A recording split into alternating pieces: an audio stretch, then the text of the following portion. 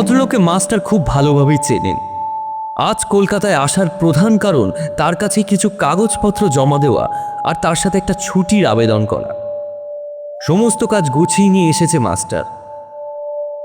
British আমলের office, ceiling প্রায় এখনকার দোতলা বাড়ির মতো উঁচু, তার থেকে লম্বা লম্বা রড থেকে ফ্যান লাইটগুলো ঝুলছে, ফলে ঘরের উপরে অর্ধেকটা প্রায় অন্ধকার। পুরনো আসবাবপত্রের ঠাসা ঘরের এক কোণে আলমারির পাশে একটা সেক্রেটারি টেবিল, তার উপর প্রায় সেই অন্ধকার সিলিং ছুঁই ছুঁই ফাইলের তারার মাঝে দেখা যাচ্ছে মোটা কালো ফ্রেম আটা একটা মধ্যবয়স্ক মানুষের মুখ। মাস্টার বলল, স্যার ভেতরে আসবো? আর একটা ছুটির অ্যাপ্লিকেশন রয়েছে, সেটা যদি মঞ্জুর করা যায় খুব ভালো হয়। আরে ওসব পরে হবে, আগে বসো তো ভালোভাবে। কতদিন পর তোমার সাথে দেখা। তা ওই তালদিঘিতে কাজ করতে কেমন লাগছে তোমার? জানি একটু প্রত্যন্ত গ্রাম, কিন্তু ওই তালদিঘির লোকজন তো বেশ ভালো বলেই শুনেছি। মাস্টারের মুখে একটা হাসি ফুটে ওঠে। অনেক দিন পর পরিচিত মানুষের সাথে দেখা, তাও তালদিঘির বাইরে। মনের মধ্যেকার অজানা ভয় আর অদ্ভুত অনুভূতি কেমন যেন মিলিয়ে আসে কিছুক্ষণের জন্য। ঠিকই বলেছেন, লোকজন তো মানে একেবারে মাই ডিয়ার। আর সত্যি বলতে কি, জায়গাটাও খাসা। আমার তো খুব ভালো স্যুট করে গেছে। ওই প্রথম প্রথম একটু চিন্তা ভাবনা অসুবিধা, মানে বুঝতেই পারছেন তো, নতুন গিয়ে পড়লে যা হয় আর কি। তাহলে আবার ছুটির জন্য আবেদন করতে চাইছো কেন? মানে না, বাড়ির কয়েকটা কাজ রয়েছে, বেশি দিনের জন্য নয়, সপ্তাহখানেক হলেই হবে। ভাবছি সোম থেকে শুক্র একটা টানা ইএল নেব। সে হবে কোন, ওই 2-3 দিনের মধ্যেই ওভার দ্য ফোন অ্যাপ্রুভাল পেয়ে যাবে তুমি। দাঁড়াও, 2 কাপ চা বলি। চা খাবে তো নাকি? তোমার আবার থাড়া ফাড়া নেই তো? মাস্টার হেসে মাথা নাড়ায়। তুমি তালদিঘি চলে গেলে তারপর তো তোমার আর কোনো পাত্তাই নেই। সকালটা তো অফিসেই থাকি, আর সন্ধ্যাটা নানা কাজে কেটে যায়। সত্যি কথা বলতে কি, ওখানে বেশ কয়েকজনের সাথে ভালো ভাব হয়ে গেছে। তাদের নিয়ে সন্ধ্যাবেলা একটু আড্ডা দিই, বেশ একটা জমজমাট ব্যাপার। ওই যে ওখানকার সেকশন সুপারভাইজার বিপুল বাবু, সে তো এসে একেবারে জমে গেছিলেন একটা রাতে।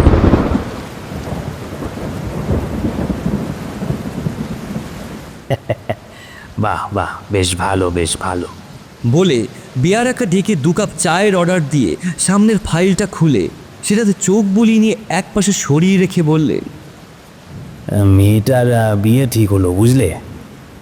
সব কিছু ঠিকঠাক থাকলে ওই 2 মাসের মধ্যেই বিয়ের কাজটা সেরে ফেলবো।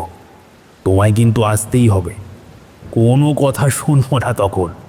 বাহ, এ তো বেশ ভালো কথা, আমি নিশ্চয়ই আসবো। এ কথার পর গৌতমবাবু হঠাৎ মাথাটা সামনে এনে চাপা স্বরে বললে, বেশ জমে গেছো তো গিয়ে দেখছি ওখানে। এই জানো, তোমার প্রথম পোস্টিংয়ের কথা শুনে আমারও চাকরি জীবনের প্রথম দিককার কথা মনে পড়ে যাচ্ছে। আমাকেও ঠেলে ফেলেছিল ওরকমই একটা গণ্ড গ্রামে। মাস্টার মনে মনে বুঝতে পারল তাকে অনেক দিন পর পেয়ে সেই গল্প না শুনিয়ে গৌতমবাবু বোধহয় আজ ছাড়বেন না। লোকটা বেশ গপ্পে, সেটা মাস্টার জানে।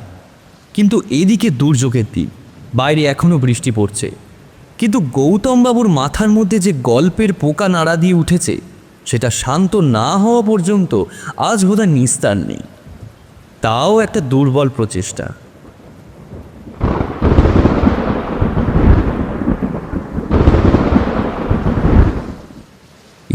মানে বাইরে বৃষ্টি নামছে, আপনার গল্প না হয় আরেক দিন। আমার আসলে 2-1 কাজ রয়েছে বড় বাজারে, সেগুলো সেরে আবার তালদিঘি ফিরতে হবে আজকেই। আরে এটা গল্প বলো না, সত্যিকারের ঘটনা এটা। গৌতমবাবু তার গল্প শুরু করলেন। মাস্টার এক মনে গল্প শুনতে লাগল। তো সে আজ থেকে অনেক বছর আগেকার কথা। আমার তখন কত বয়স হবে, ওই 27। সবে চাকরি পেয়েছি আর কি। নতুন চাকরি পেলাম, তাও আবার সরকারি। প্রচণ্ড আনন্দে আমি তখন আত্মহারা হয়ে গিয়েছিলাম। কিন্তু তখনও জানি না যে ওই পোস্টিং কোথায় হবে। তো তারপর সেই দিন এলো, আমি জানতে পারলাম যে আমার চাকরি জীবনের প্রথম পোস্টিং ওই পূর্ব বর্ধমান জেলার ভাতার ব্লকের অন্তর্গত বনপাস নামের একটি গ্রামে। এদিকে আমি থাকি এই হুগলি জেলায়। চাকরি পাওয়ার পরে যতটা না আনন্দ হয়েছিল, পোস্টিং পাওয়ার পরে মনটা তার থেকে বেশি খারাপ হয়ে গেল। তো ওই বাড়ি ছেড়ে, সবাইকে ছেড়ে এত দূরে একা একা থাকতে হবে। তার উপর আর সমস্যা হলো ঘরের কাজ আমি কিছুই জানি না, কি খাবো না খাবো সেটাও একটা চিন্তার ব্যাপার। কিন্তু উপায় নেই, সরকারি চাকরি বলে কথা, যেতে তো আমাকে হবে। তো অবশেষে সেখানে যাওয়ার দিন চলে এলো। ইতিমধ্যে আমাকে আমার মা ওই কাজ চালানোর মতো কিছু রান্নাবান্না শিখিয়ে দিয়েছিল আর কি, অন্তত যাতে না খেয়ে থাকতে না হয়। তো এরপর আমার জয়নিং ডেটের আগের দিন বিকেলে হাওড়া থেকে বিশ্বভারতী ফার্স্ট প্যাসেঞ্জার ধরে দুগ্গা দুগ্গা বলে আমি আর আমার বাবা রওনা দিলাম।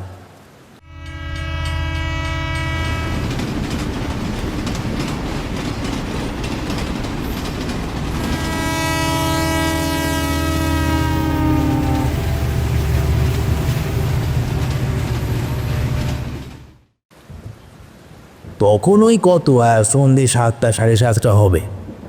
বনপা স্টেশনের ট্রেনটা আমাদের নামিয়ে দিল। তারপর অন্ধকারের বুক চিরে ঝিকঝিক করতে করতে দূরে মিলিয়ে গেল। একেবারেই অজানা অচেনা জায়গা, কি হবে না হবে এইসব ভেবেই বাবাকে আমি সঙ্গে করে নিয়ে গিয়েছিলাম আর কি। তো ট্রেন থেকে যখন আমরা বনপা স্টেশনে নামলাম, তখন দেখি আমরা দুজন ছাড়া আর ওই মাত্র 5 লোক আছে স্টেশনে। তাদের মধ্যে আবার 2জন রেলেরই কর্মী, আর বাকিরা সবাই বোধহয় ওই আশেপাশের গ্রামের লোকজন হবে। তো বাবা তাদের গিয়ে বনপাস পোস্ট অফিসটা কোথায় জিজ্ঞেস করতেই তাদের মধ্যে থেকে মাঝবয়স্ক একজন ভদ্রলোক এগিয়ে এসে বাবাকে বলল, ও আমি ওই দিকটাতেই যাব, আপনারা আমার সাথে চলেন, আমি আপনাদের পৌঁছে দেব। এরপর পথে যেতে যেতে ভদ্রলোকের সাথে নানা ধরনের কথাবার্তা চলছিল। তো ভদ্রলোক বেশ মিশুকেই ছিলেন। তো কথায় কথায় তিনি আমাদের ওখানে যাওয়ার কারণ জিজ্ঞাসা করতে বাবা বললে, ও আমার ছেলে, এই গৌতম, এখানকার পোস্ট অফিসে পোস্টমাস্টারের চাকরি নিয়ে এসেছে। নতুন জায়গা, আর তাছাড়া এর আগে কোনোদিন তো বাড়ি ছেড়ে কোথাও একা একা থাকেনি, তাই আর কি আমার এখানে আসা। 1-2 দিন গুছিয়ে দিয়ে আমি চলে যাব। বাবার মুখে কথাটা শুনে ভদ্রলোক কেমন যেন চুপ মেরে গেলেন বলেই মনে হলো আমাদের দুজনের।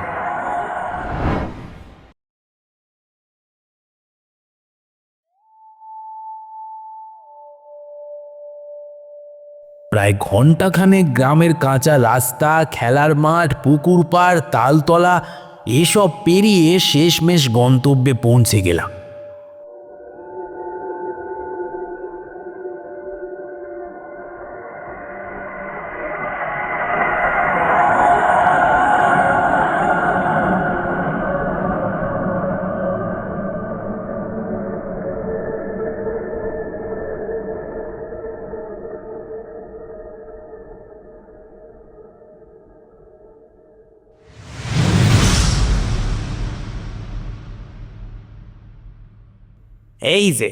এই যে বনপাস পোস্ট অফিস, এইটা তোমার কর্মের জায়গা, বুঝলে খোকা বাবু। জয় মা বলে কাল থেকে কাজে লেগে পড়ো। তো এই বলে ওই ভদ্রলোক বিদায় নিলেন। আমি আর আমার বাবা দুজন মিলে বাড়িটার একদম সামনে গিয়ে ওই কেউ আছেন বলে ডাকাডাকি করতে লাগলাম।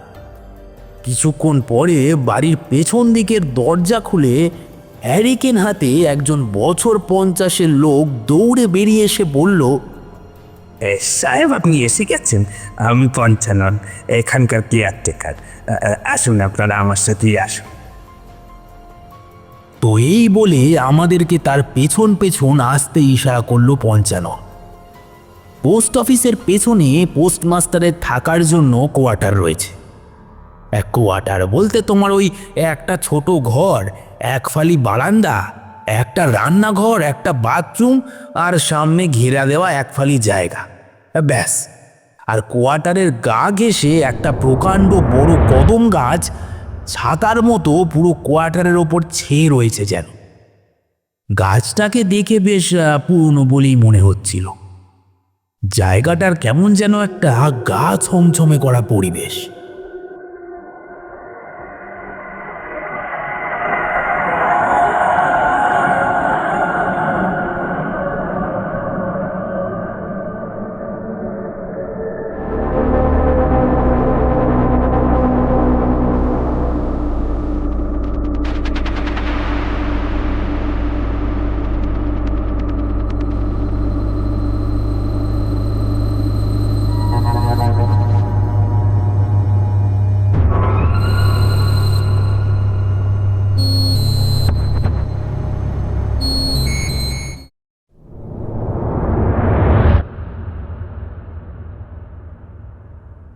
স্টেশন থেকে আমাদের কোয়ার্টারে পৌঁছতে তোমার ওই প্রায় 8:15 মতো বেজে গিয়েছিল।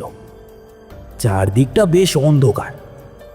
কোয়ার্টারটা এমনিতে আমার মোটামুটি পছন্দ হলেও বাথরুমের দিকটা যেতেই কেমন যেন গাটা একটু ছমছম করে উঠল। যদিও সব জায়গাতেই একটা করে ওই আলোর ব্যবস্থা করা আছে। আমাদের আসার কথা ছিল বলে পঞ্চানন ঘরটা একটু পরিষ্কার করে রেখেছিল। বাথরুমে জল, খাওয়ার জল সব ব্যবস্থা করাই আছে। আমরা দুজনে হাত পা ধুয়ে ঘরে ঢুকতেই পঞ্চানন জিজ্ঞাসা করলো, সাহেব, আপনাদের জন্য রাতে কি রান্না করব? কি খাবেন আপনারা রাতে? হ্যাঁ, শুনে বাবা বলল, আমাদের জন্য অত ব্যস্ত হতে হবে না। চাল, ডাল, আলু দিয়ে একটা সিদ্ধ মতো ভাত করে দাও। আজকের রাতটা ওই দিয়েই চালিয়ে দেব। এই শুনে পঞ্চানন দৌড়ে রান্নাঘরের দিকে চলে গেল। কিছুক্ষণের মধ্যেই রান্না করে হাঁড়িটা ঘরে নিয়ে এসে বলল, সাহেব, আপনাদের খাবার তৈরি হয়ে গেছে, আপনারা খেয়ে দিয়ে শুয়ে পড়ুন। আমি তাহলে এখন আসি, কাল সকালে আবার দেখা হবে। আমি তখন পঞ্চাননকে জিজ্ঞাসা করলাম, আসি মানে? তুমি কোথায় যাবে? তুমি এখানে থাকো না? না সাহেব, আমি তো পাশের গ্রামে থাকি, এখান থেকে 1/2 ঘন্টার পথ হবে। চিন্তা করবেন না, কাল সকাল সকালই আমি চলে আসবো। এই কথা বলেই পঞ্চানন নিজের বাড়ির দিকে রওনা দিল। আমি আর বাবা দরজায় কিছুক্ষণ দাঁড়িয়ে থেকে ঘরে ঢুকে পড়লাম। দাঁড়িয়ে থাকতে থাকতে খেয়াল করলাম যে পোস্ট অফিসের এই বাড়ি আর এই কোয়ার্টার ছাড়া আশেপাশে আর কোনো বাড়ি ঘর নেই। অনেকটা দূরে কয়েকটা ছোট ছোট আলোর বিন্দু দেখা যাচ্ছে। আমি মনে মনে প্রমোদ করলাম, এমনিতেও তখন একটু ভীতু প্রকৃতির ছিলাম আর কি। এখানে একা একা থাকবো কি করে? সারাদিন না হয় যেমন তেমন করে কেটে যাবে, কিন্তু রাত্রিটা কাটানো তো খুবই মুশকিলের ব্যাপার হয়ে দাঁড়াবে দেখছি। এই সব ভাবনা ঝেড়ে ফেলে বাবা আর আমি পঞ্চাননের রান্না করে দেওয়া চাল, ডাল, আলু দিয়ে সেদ্ধ ভাত খেয়ে ঘরের এক কোণে রাখা একটা ছোট চৌকিতে ওই বাড়ি থেকে নিয়ে যাওয়া একটা চাদর পেতে শুয়ে পড়লাম।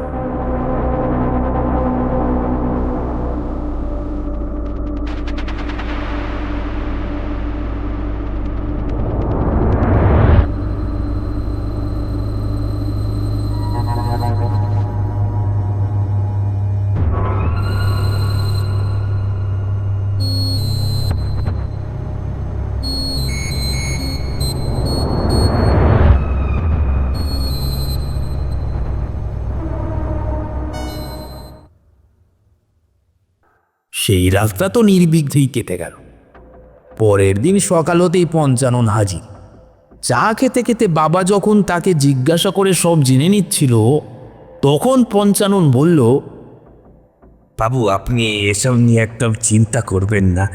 সাহেবের রান্না বান্না, বাজার হাট সব তো আমি করে দেব। সাহেবকে কিচ্ছুটি করতে হবে না, সাহেব শুধু ডিউটি করবে। পঞ্চাননের হাতে তৈরি জল খাবার খেয়ে স্নান করে আমি নতুন কাজে যোগ দিলাম। নতুন চাকরি, তো ওই কাজ বুঝে নিতে নিতেই বেলা গড়িয়ে গেল। এই অফিসে আমি ও পঞ্চানন ছাড়া আরও দুজন আছে।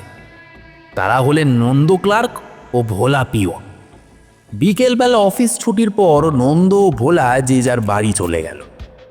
পঞ্চানন আগের দিনের মতোই আমাদের রান্না বান্না করে দিয়ে তার বাড়ির দিকে রওনা দিল। এখন শুধু এত বড় এলাকায় আমি আর আমার বাবা। আজকেই এখানে বাবার শেষ রাত। কাল থেকে সন্ধ্যের পর আমি এখানে সম্পূর্ণ একা। কথাটা ভেবেই আমার বেশ ভয় ভয় করতে লাগলো। কথাটা যতই ভাবছি তত যেন ভয়ে গুটিয়ে যাচ্ছিলাম আমি। সেদিনও রাতে খাওয়া দাওয়া করে বাবা আর আমি শুয়ে পড়লাম। বেশ গুমোট আবহাওয়া, তার উপর এখানে রাত হলেই কারেন্ট চলে যায় 2-3 ঘন্টার জন্য। বাবা আর আমি দুজনেই বেজায় ঘামছিলাম। কখন যে কারেন্ট আসবে কে জানে। আমাদের বাড়িতে কারেন্ট যাওয়ার এসব ঝামেলা নেই, তাই জন্য ওই এখানে এসে মানিয়ে নিতে বেশ অসুবিধে হচ্ছিল। বাবা হঠাৎ বলে উঠল, বাবু, দরজাটা খুলে দি বল, ঘরটা ভীষণ গুমোট হয়ে গেছে। ছোট একটা জানলা আছে বটে ঘরে, কিন্তু সেটা দিয়ে বিশেষ হাওয়া ঢোকে না। তবে ওই আমার কোয়ার্টারের গা ঘেঁষে যে কদম গাছটা রয়েছে সেটার জন্য দিনের বেলাতেও একটু ঠান্ডা ঠান্ডা ভাব থাকে। বাবা বিছানা থেকে উঠে গিয়ে দরজাটা খুলে দিতেই ঘরে একটু দমকা হাওয়া ঢুকলো। বাবা বলল, মনে হচ্ছে একটু ঝড় বৃষ্টি হবে, বুঝলি? যাক বাবা, বাঁচা গেল। একে তো ওই প্রচণ্ড গুমোট, তারপর লোডশেডিং। একটু ঝড় বৃষ্টি হলে পরিবেশটা ঠান্ডা হবে, আর বাকি রাতটা ঘুমটাও ভালো হবে, বুঝলি? এই বলে বাবা চৌকিতে এসে আমার পাশে বসলো। আমিও উঠে বসলাম। এই কুমোদ গরমে মোটেও ঘুম আসছিল না দুজনের। দুজনে কথা বলতে বলতেই বাইরে ঝোড়ো হাওয়া বইতে শুরু করেছে। সাথে 2-4 ফোঁটা বৃষ্টিও পড়ছে বোধহয়, কিন্তু সেরকম আহামরি কিছু না। আমরা দুজনে একটু ঘুমানোর চেষ্টা করতেই ঘুমিয়ে পড়লাম। এইভাবেই সপ্তাহখানেক কেটে গেল। যদিও তার একদিন পরেই বাবার ফিরে যাওয়ার কথা ছিল, কিন্তু একা একা থাকবো কি করে এই ভয়ে বাবাকে ফিরতে দিচ্ছিলাম না। আর আরও একটা ব্যাপার আছে এখানে। আমার কোয়ার্টারটাতে সবসময় যেন আমার মনে হতো কেউ একজন আছে। কেমন যেন সারাদিন গাটা ছমছম করত। আর আর এই ব্যাপারে বাবাও আমার সাথে একমত ছিল। আর সেই জন্য বাবাও আমাকে একা একা ছেড়ে আসতে ভরসা পাচ্ছিল না। দিনটা ছিল শনিবার। সকাল থেকেই বেজায় বৃষ্টি নেমেছে। আকাশের মুখ একদম ভার। মুষলধারে না হলেও বেশ ভালোই জোরে বৃষ্টি হচ্ছিল। গ্রামের রাস্তাঘাট একদম কাদা। রান্নাঘরটার জানলার বাইরে মাঠঘাট জলে একদম থই থই করছে। রাস্তাঘাটে লোকজনের চলাচলও একদম কম। পোস্ট অফিসটা খোলা ছিল, কিন্তু লোক নেই খুব একটা। এই বৃষ্টিতে কোনো লোকই বাড়ি থেকে বের হয়নি, তাই আমারও সেদিন খুব একটা কাজকর্ম ছিল না। পিওন ক্লার্ক সকলেই আজ তাড়াতাড়ি বাড়ি চলে গেছে। পঞ্চাননও তাড়াতাড়ি কাজ সেরে বিকেলে বাড়ি ফিরে গেছে। এই দুর্যোগের রাতে আমি আর বাবা এই রকম একটা জায়গায় ভেবেই কেমন যেন ভয় করতে লাগলো। আমি পঞ্চানন্দাকে বলেছিলাম যে আজকের রাতটা আমাদের সাথে থেকে যাও, কিন্তু সে কিছুতেই রাজি হয়নি। আমি আগেও দেখেছি, রাতে থাকার কথা বললেই পঞ্চানন্দা কেমন যেন এড়িয়ে যায়। ওর এহেন আচরণ, আর ওই তারপর যিনি আমাদের স্টেশন থেকেই পোস্ট অফিস পর্যন্ত এগিয়ে দিয়েছিলেন, আমার এখানে থাকার কথা শুনে তার যে প্রতিক্রিয়া, দুটোই আমাকে কেমন যেন ভাবিয়ে তুলল। যতই রাত বাড়ছে, ঝোড়ো হাওয়ার সাথে বৃষ্টিটা ততই বাড়তে লাগলো। আর তার সাথে বাজ পড়ার বিকট আওয়াজ। সারা আকাশ জুড়ে যেন বিদ্যুতের খেলা করছে। ঝোড়ো হাওয়ায় শো শো শব্দে শরীরের ভিতর পর্যন্ত কেঁপে উঠছিল। আমার কোয়ার্টারের চারপাশে কোনো জনবসতি নেই বলে ঝড়ের দাপটটা বোধহয় বেশি ভয়ঙ্কর মনে হচ্ছিল। বড় মাঠটার শেষ প্রান্তে কয়েকটা নারকেল আর সুপারির গাছ ছিল। সেগুলো ঝড়ের দাপটে এতক্ষণ এদিক ওদিক নুয়ে পড়েছে বোধহয়। মনে হচ্ছে যেন এক্ষুনি ভেঙে পড়ে যাবে। আমি চোখের সামনে প্রথমবার দেখলাম বাজ পড়ে ওই দূরে একটা নারকেল গাছ পুরোটাই দাউ দাউ করে চলে গেল। এই সব কিছুই আমার কাছে একেবারে নতুন, একেবারে অচেনা। সারাদিন এই পোস্ট অফিস চত্বরে কতকগুলো কুকুর হট্টগোল করে বেড়ায়। এই ঝড় বৃষ্টির দাপটে ওরাও আমার কোয়ার্টারের বারান্দার এক কোণে গুটিসুটি মেরে বসে আছে। ওরাও আজকের এই দুর্যোগে আওয়াজ করতে যেন ভুলে গেছে। সব মিলে চারপাশটা কেমন যেন একটা ভয়ঙ্কর পরিবেশ।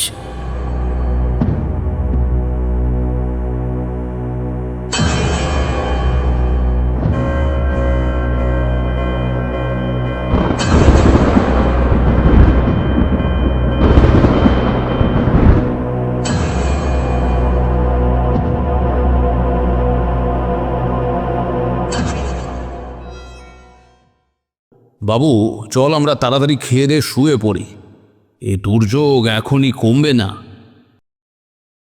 আমরা দুজন খেতে বসেছি, ঠিক তখনই ঝড়ের প্রচণ্ড তাণ্ডবে আমাদের দরজাটা খুলে গিয়ে বিদ্যুতের ঝলকানিতে সারা ঘর আলো হয়ে গেল।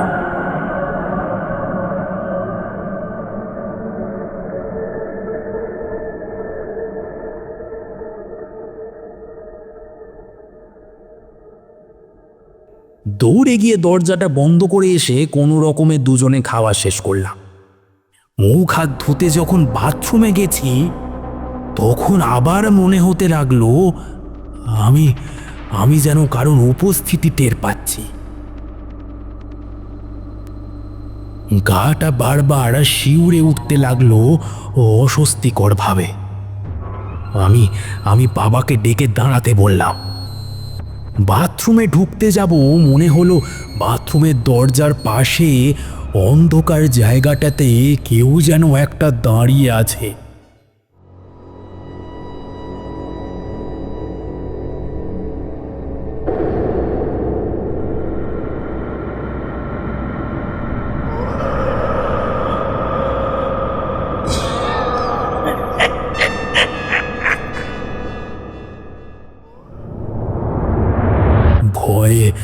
ভয়ে শির দ্বারা বেয়ে যেন ঠান্ডা স্রোত নেমে গেল আমার একটা। প্রচণ্ড ভয়ে চিৎকার করে দৌড়ে ঘরে চলে এলাম আমি। আমরা হ্যারিকেনের আলোটা কম করে জ্বালিয়ে রেখে শুয়ে পড়লাম। ঘুম কিছুতেই আসছে না দুজনের। আমরা দুজনেই প্রচণ্ড ভয় পেয়ে গেছি। এভাবে কতক্ষণ কেটেছে জানি না। হঠাৎ কারোর পায়ের শব্দে ঘুম ভেঙে গেল আমাদের দুজনেরই। তারপর যা দেখলাম তাতে আমার গায়ের লোম খাড়া হয়ে গেল। আমরা বাকরুদ্ধ হয়ে গেলাম। হ্যারিকেনের টিমটিমে আলোয় দেখলাম আমাদের ঘর থেকে বাথরুমের দিকে যাওয়ার দরজার পাশে একটা লোক হেঁটে বেড়াচ্ছে। তার পায়ের চপ্পল থেকে ওই শব্দ ভেসে আসছে। প্রচণ্ড ভয়ে দুজনেই তরতর করে ঘামতে লাগলাম। এই প্রচণ্ড দুর্যোগের রাতে জনমানবহীন এই এলাকায় অশরীরী প্রেতাত্মার কবলে আমি আর বাবা কতক্ষণ ঠিক থাকবো জানি না।